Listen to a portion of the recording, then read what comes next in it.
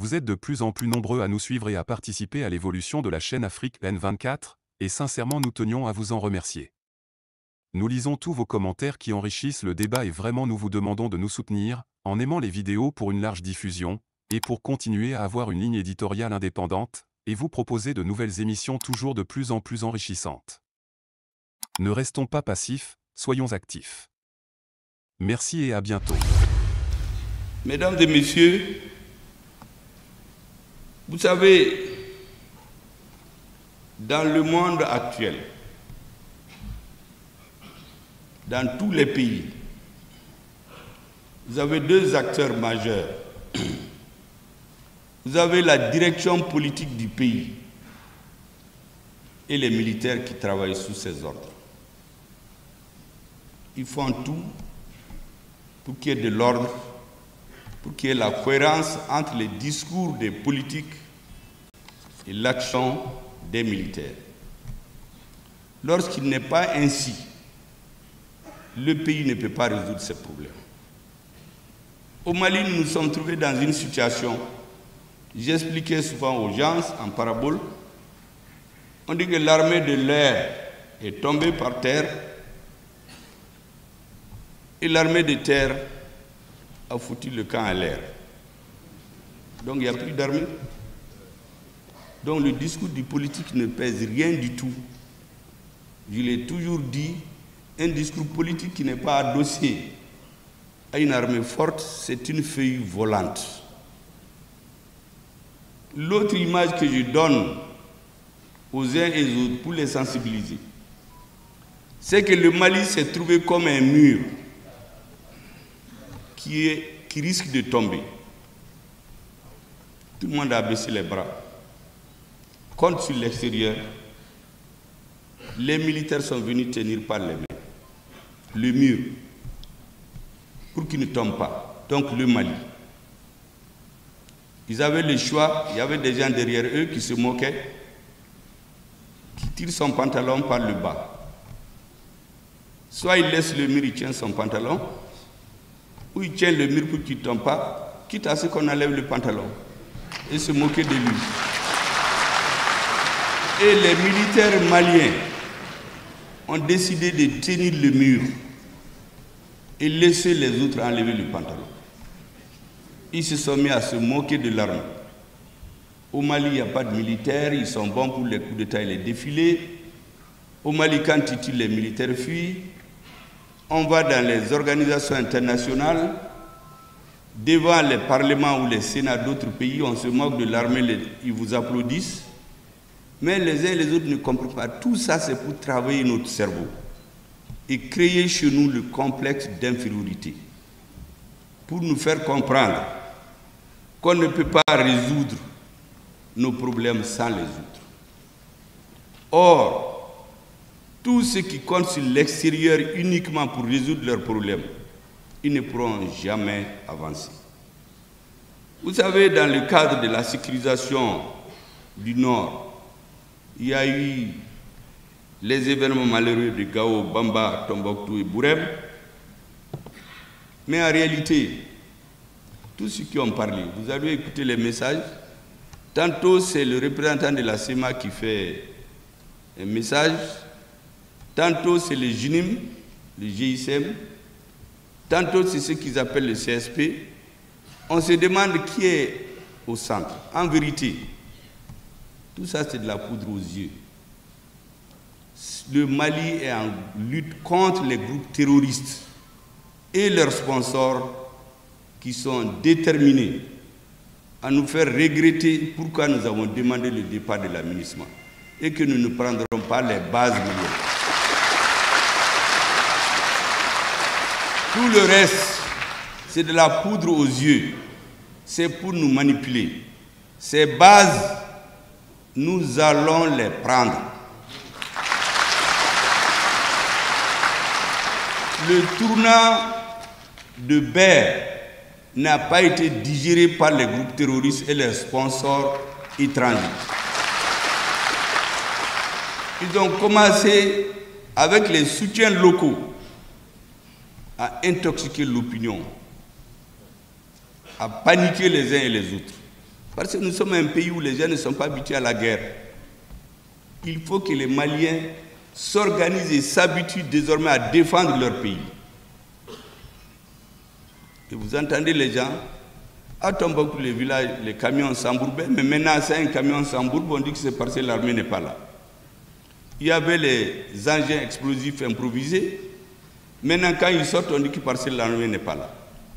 J'avais dit aux uns et aux autres qu'aujourd'hui, tout convoi de camions qui veut être sécurisé pour rentrer à Tombouctou peut le faire avec l'armée. Mais il ne faut pas oublier qu'on est en guerre. Donc les choses ne peuvent pas être faciles comme avant. Il faut intégrer cette donne-là. Et cette guerre, elle est non seulement physique, mais elle est communicationnelle. Il s'agit d'amener les gens à la fragilité intellectuelle, morale, pour pouvoir les dominer. Pendant qu'on réglait cette question, ceux qui n'ont pas digéré la perte de Ber, ils ont fait ce que vous savez, à Tombouctou, à Goundam. Dès que les gens ont pris le camp, certains se sont mis à faire des tweets pour dire qu'ils ont pris le camp. Quand l'armée a riposté, je vous parlais tout de suite de l'armée de l'air, un vaste pays comme nous, toute personne qui le dépossède de son armée de l'air travaille contre lui. Or, c'est ce qui avait été fait avant. Tout a été fait pour que nous n'ayons pas de vecteurs aériens. Et il s'est trouvé des hommes ici qui détournaient les fonds destinés à acheter des vecteurs aériens pour les mettre là où nous savons. Et nous avons décidé, depuis la rectification, sous la haute conduite du président de la transition, du ministre de la Défense, avec l'accompagnement du CNT, à restaurer l'outil de défense du Mali, à restaurer notre armée de l'air. Et c'est elle qui a fait la différence hier. Je ne reviens pas sur les commentaires. Et les messieurs se précipitent et disent, oui, nous avons occupé, ce n'est pas pour rester. Mais ça, c'est la razzia. Donc vous venez, vous tuez les personnes, vous brûlez tout, vous retournez. Qui peut nous dire que c'est pour construire le Mali? Non. C'est pour nous intimider. Nous ne serons pas intimidés. Parce que nous avons le sens de l'histoire. Parce que les gens jouent sur le fait que les Africains oublient. On n'invente rien. Tout ce qui se fait maintenant se faisait avant. Vous savez, quand on faisait la conférence de Berlin, le 15 septembre 1884, au 16 janvier 1985, parmi les grandes résolutions pour tromper les gens, on a dit que c'est pour régulariser la circulation sur les fleuves Niger et Congo. En réalité, c'était pour venir détruire tout ce que les Africains avaient pour qu'ils aient les leurs. Mais c'est ce qu'ils sont en train de pratiquer aujourd'hui. Seulement, ils utilisent les groupes terroristes au lieu que ce soit eux qui le font. Mais j'ai beaucoup apprécié la réaction des populations de Gao. Et je voulais dire à l'imam qu'on appelle de la mosquée du Koweït, je voulais lui dire Djanjo en Bamana. Parce que pendant qu'il y avait les explosions dans le camp de Gao, il prêchait dans sa mosquée. Il remontait le moral des populations de Gao qui ne vont jamais faillir. Et il disait aux terroristes que 2023 n'est pas 2012 et qu'ils les trouveront des pieds fermes à Gao. Donc, au lieu de démoraliser les populations, elles se sont réorganisées. Et je voudrais lancer un appel à ces populations d'être soudées. Ceux qui sont morts, ils sont morts pour le Mali. Le peuple malien n'oubliera jamais, jamais, je dis bien, tous ceux qui donnent leur vie. Un jour viendra dans ce pays-là, je l'ai dit tantôt, où les enfants, les petits-enfants, les arrière-petits-enfants de ceux qui sont morts iront dans une place dédiée pour dire qu'ils sont fiers que leur père, leur grand-père, leur arrière-grand-père a donné un jour sa vie, a été tué innocemment pour que lui aujourd'hui soit libre. Nous sommes en train de travailler pour l'histoire et l'avenir. Il faut que les Maliens le comprennent et que nos frères de Tombouctou, de Gao, de Kidal, de Tessalit, de Menaka, tous ceux qui sont au nord le comprennent. Le Mali a dit qu'il y a des choses qui ne sont pas négociables. C'est l'unité nationale, c'est l'intégrité du pays, sa souveraineté sur l'ensemble du territoire national et la forme républicaine et laïque de l'État. En dehors de ces principes, tout le reste peut se négocier entre Maliens. Donc tous les Maliens qui ont des armes, je les appelle à déposer les armes, venez négocier avec vos frères. Tout ce qui nous pousse à nous tuer les uns les autres, c'est pour leur agenda personnel. L'autre chose que je voudrais dire aux Maliens, ne tombez jamais dans la provocation. Vous savez, la colère est toujours une mauvaise conseillère. Ne tombez pas dans les erreurs du passé. Ne vous en prenez à personne de nos frères arabes et Touaregs. Ils sont Maliens à part entière. Un Bamana est chez lui à Kidal, un Touareg est chez lui à Bamako et à Kaï. Tous les Touaregs, tous les Arabes ne sont pas terroristes. Tous les terroristes ne sont pas Arabes ni Touaregs. J'ai dit la même chose concernant les Peuls. Tout ça, c'est pour nous embrouiller. Parce qu'ils profitent du fait qu'on ne connaît pas l'histoire. Vous savez, le 13 septembre 1898, j'ai la lettre du gouverneur. L'instruction a été donnée de détruire tous les Maliens à peau blanche, les Soudanais, les Touaregs et les Arabes. Empoisonner les puits, les champs, les tuer. Et un officier disait qu'un jour l'aviation viendra, ils pourront les éliminer tous. Ce jour-là, ces moments-là, qui les cachait, c'était les Songwe. Ils mélangeaient les animaux des Touaregs à leurs animaux. Ils les cachaient dans leurs moustiquaires. Moi, j'ai des grands-parents qui sont morts en Guinée, d'autres à Gorée. Ils ont prié leurs 15 ans. C'est au retour, on les a enterrés ici à Bamako. D'autres sont rentrés. Quelle était leur faute? Ils cachaient leurs frères.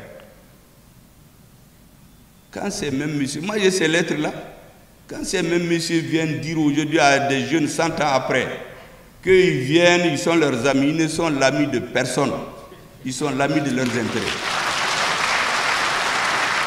Il ne faut donc pas tomber dans la provocation. Je dis donc aux populations de Gao, de Tombouctou, du Mali. Le Mali, c'est pour les Touaregs, c'est pour les Bamanas, c'est pour les Songhai, c'est pour les Arabes. Ne tombez pas dans la provocation. Dès qu'une personne va être blessée, vous allez entendre, on va l'amplifier pour dire qu'on a éliminé tous ceux qui sont blancs chez nous. Parce qu'on veut une guerre ethnique. Vous savez, la religion et l'ethnie, quand on les touche, l'homme perd la raison. Quand on vous dit qu'on a tué votre frère à cause de sa religion ou son ethnie, vous avez tendance à vous venger. J'en appelle donc aux Maliens à ne pas tomber dans leur provocation. Les discours changent. Les acteurs changent.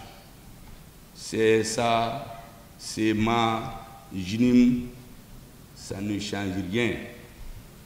La réalité, c'est les groupes terroristes. Et nous allons les combattre. Parce qu'il ne sert à rien de reculer. Et ceux d'entre eux qui sont des Maliens, qui veulent la paix, ils viennent, on négocie. Je viens de vous dire ce qui n'est pas négociable au Mali. Le reste, que les gens soient endoctrinés, embobinés, manipulés, tout le monde tombe dans ce piège. Parce que souvent, les gens n'ont pas le sens de l'histoire. Je viens de vous en donner un exemple. Il y en a à floraison. Comment on a essayé de nous diviser par le passé. Même s'ils arrivent à créer un État au nord, ils vont aller diviser les Touaregs et les Arabes entre eux. Qui est bien, qui a le grand-père qui était leur arrière, il n'y aura jamais la paix. Parce que pendant qu'il y a la guerre, et ils vont faire les exploitations. C'est ce qui se fait dans certains pays. Il y a un pays où on a demandé le départ de l'ONU depuis 2018, mais ils sont là-bas. C'est quand le Mali a demandé le départ récemment, ils ont fait une lettre pour dire qu'ils n'ont qu'à quitter avant la fin de l'année. Avant le 31 décembre, c'est devenu une date en Afrique maintenant. Parce que le Mali l'a dit et on va le faire. Et pour le faire, on ne peut pas le faire sans notre armée. Et je voudrais rappeler qu'au Mali, le temps où les militaires et les civils parlaient les langages différents est terminé.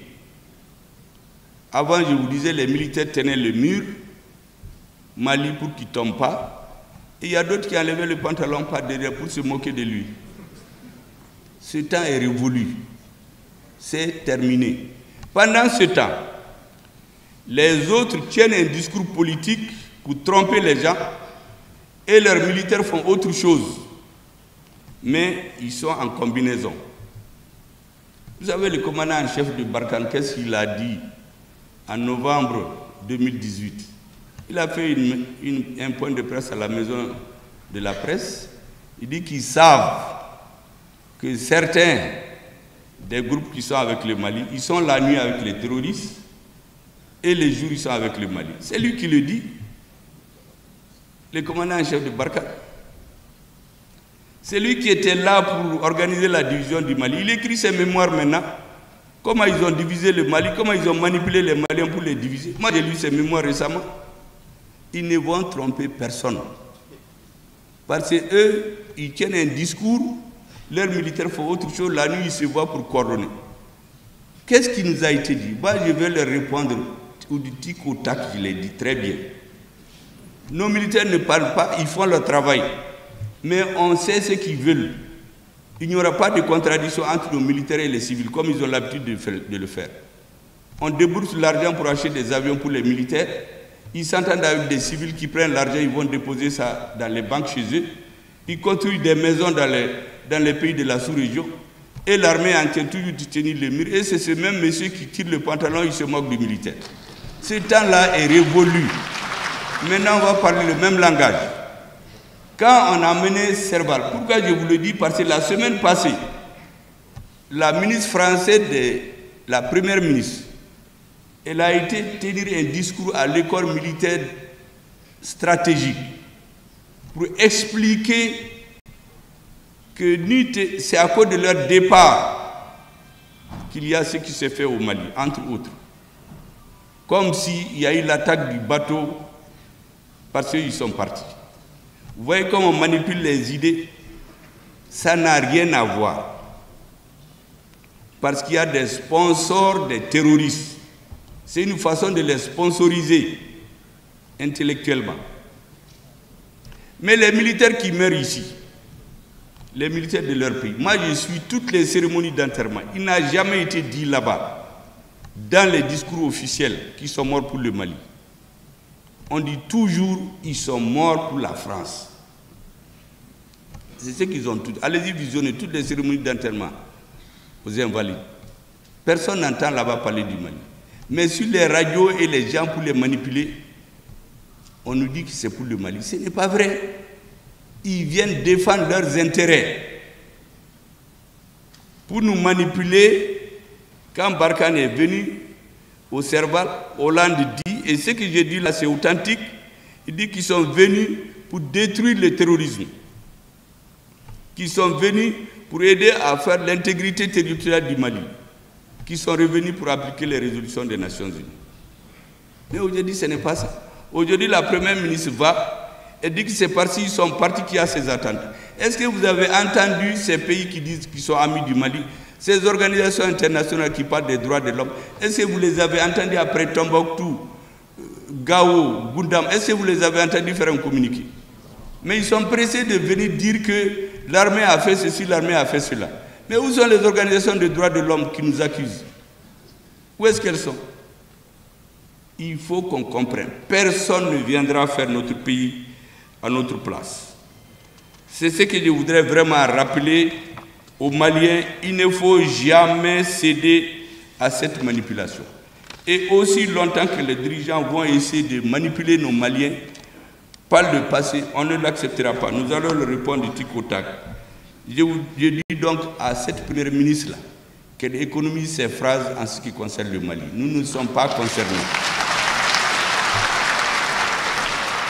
Aujourd'hui, ce n'est pas comme hier. Nous parlons le même langage avec nos militaires. Nous ne sommes pas de ces gens-là l'équipe qui dirige, quand je dis nous, la haute hiérarchie militaire, les politiques, le président et son gouvernement, le Conseil national de transition, ce n'est pas ceux-là qui tirent le pantalon pendant que l'armée tient le mur. Ils vont serrer son pantalon et l'aider à tenir le mur. C'est ça le rôle aujourd'hui. Il faut que Madame la Première ministre le comprenne et le dise à son président, qui dit que sans eux, le Mali n'aurait pas existé. Sans les Noirs, la France n'aurait pas existé. Je l'ai dit, en 1944, la capitale de la France libre, ce n'est pas Paris, c'était Brazzaville. 1944. Il faut que cette histoire-là, les Africains la connaissent. Ils essaient de nous manipuler pour créer chez nous un complexe d'infériorité. Il ne faut pas l'accepter. En tout cas, au Mali, ça n'aura pas lieu. Nous avons tout compris. Les Maliens du Nord, du Sud, les Blancs, les Noirs, les Métis, tout le monde a tout compris maintenant. Donc, ils nous laissent en paix. Et nous allons combattre les terroristes. Et l'aménagement, nous avons dit, va partir le 31 décembre. Parce que leur problème, c'est de nous créer le désordre dans notre pays pour qu'on renonce à cela. Parce qu'il avait été dit qu'on va le regretter. Les Maliens ne vont pas le regretter. Il n'y a pas de prix pour la restauration de la dignité et la souveraineté du peuple malien. Il y a un coût à payer. Ce coût est humain, ce coût est financier et matériel. Nous allons le payer pour que les enfants, les arrière-petits-enfants soient fiers d'eux qu'on les respecte.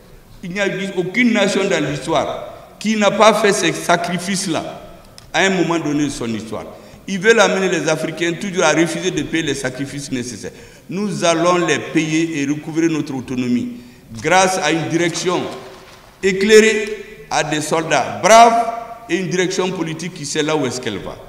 Ils ne vont plus créer l'amalgame chez nous. C'est pour cela que les derniers déploiements militaires pour nous intimider dans 3 pays africains, j'ai dit aux Africains de faire attention.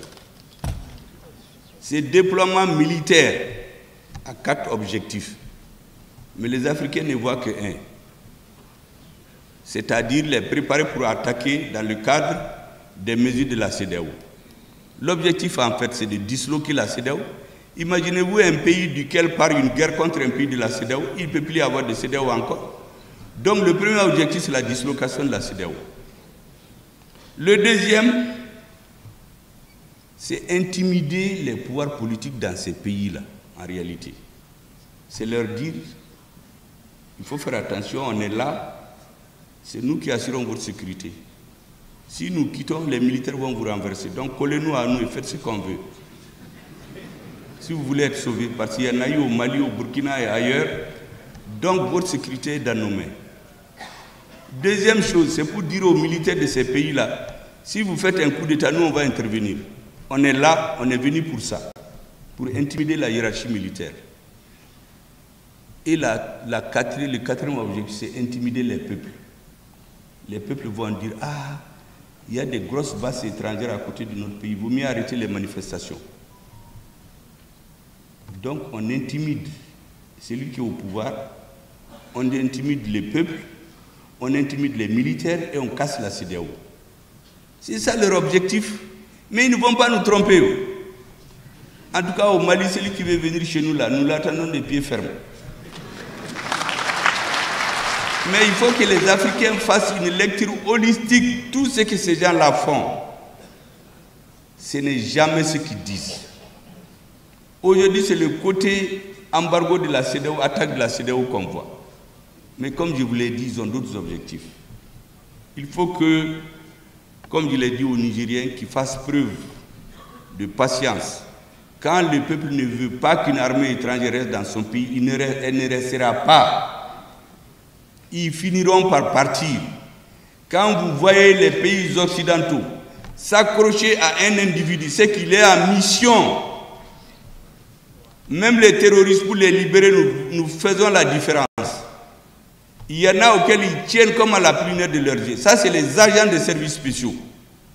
Il y a les autres terroristes, les autres personnes enlevées, on négocie pour les enlever dans 2-3 mois après. Mais quand c'est un agent à mission spéciale, il n'est pas traité comme les autres. Un président qui est dans une chambre, il n'a pas de téléphone, il a son peuple dehors, vous dites que c'est avec lui que vous parlez. Et qu'il est le seul qui peut avoir une légitimité. Que vous ne pouvez pas parler avec des pouvoirs non légitimes. Mais qui détermine la légitimité? C'est le peuple. Ce n'est pas un discours transmis par les ondes radio qui détermine la légitimité d'un président. Ou venir essayer de bosser les gens en disant qu'il appartient à une minorité ethnique. C'est pourquoi on l'a renversé. Ça n'a rien à voir. Vous savez, pour casser la Libye, il y a quelqu'un qui a écrit, moi j'ai lu son livre, il dit qu'ils ont envoyé des gens pour chercher des gens prêts à trahir leur nation. Quand ils ont trouvé les traîtres, ils ont commencé à travailler avec eux. C'est comme ça qu'ils ont organisé la chute de la Libye.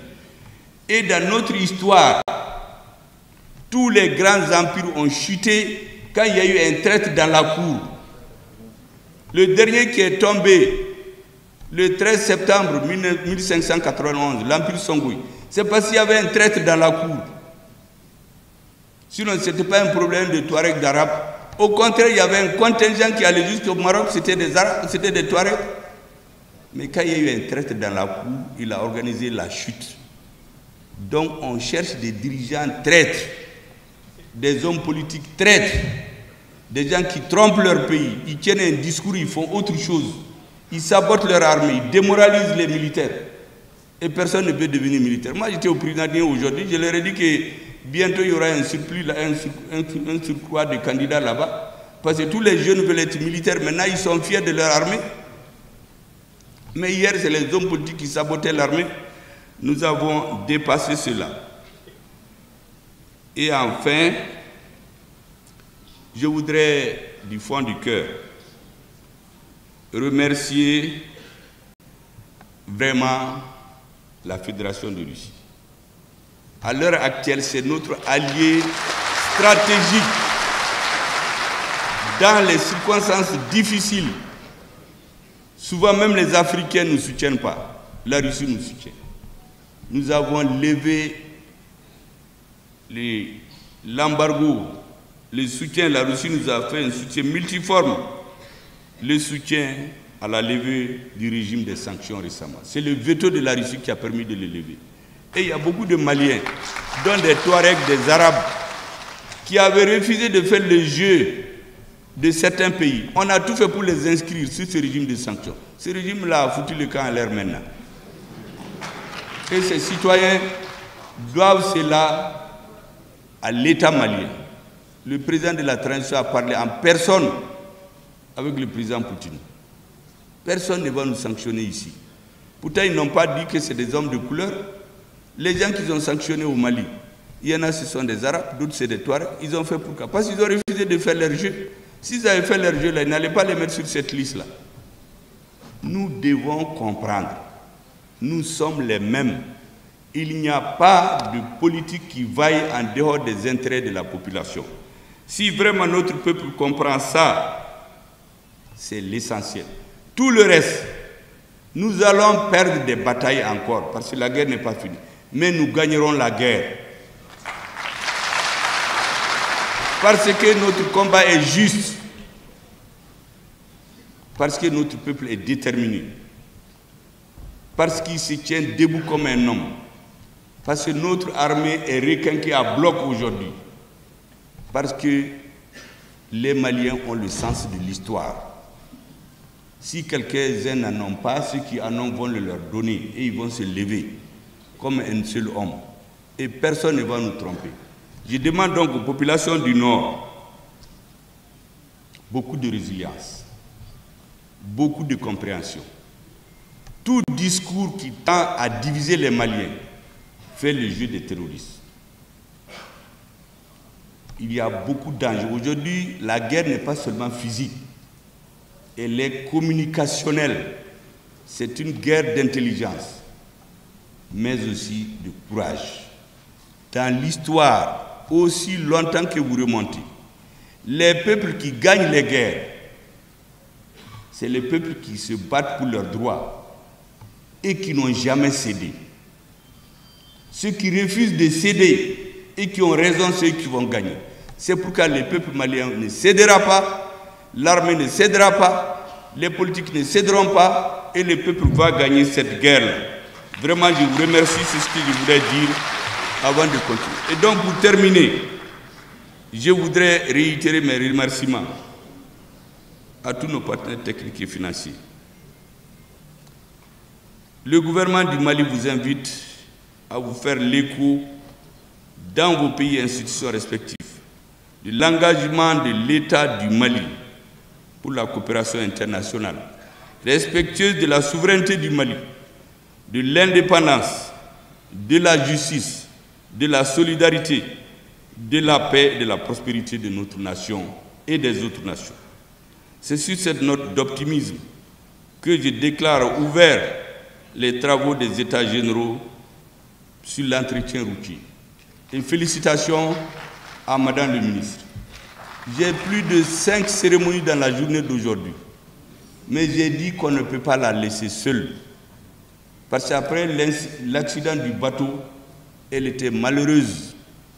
Elle se sentait elle-même coupable parce qu'elle a perdu ses hommes. Je lui dis que ces hommes ne sont pas perdus pour elle. Ils sont perdus pour le Mali.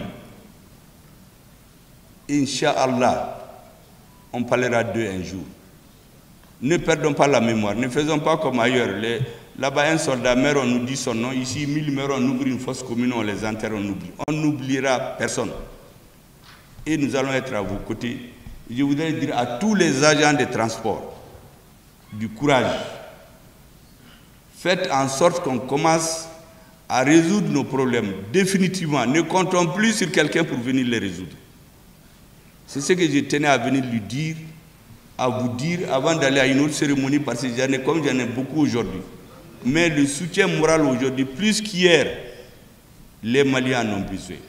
Parce qu'ils ont besoin en bloc d'être derrière l'armée. Les militaires ont besoin du soutien des Maliens. J'ai vu l'autre jour une conférence des femmes qui disent qu'elles vont soutenir l'armée, que toutes les femmes maliennes se lèvent, tous les enfants, que nous laissons les contradictions politiques. Vous savez, en France, l'autre jour, le président a réuni toute la classe politique. Ils se sont entendus sur une chose.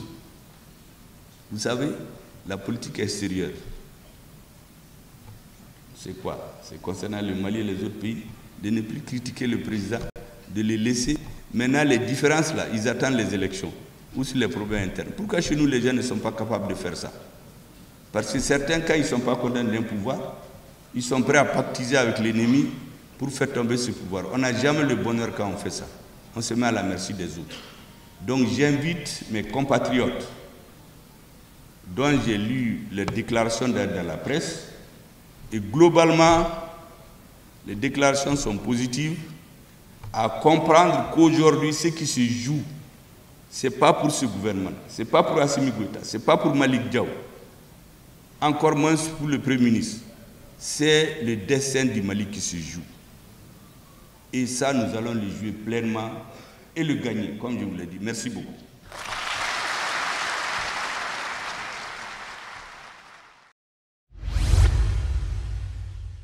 Likez la vidéo si ce n'est pas déjà fait. Laissez aussi votre point de vue en commentaire. Abonnez-vous et cliquez aussi sur la petite cloche de notification pour ne rien rater de nos prochaines vidéos. N'oubliez pas de partager aussi la vidéo et de la liker.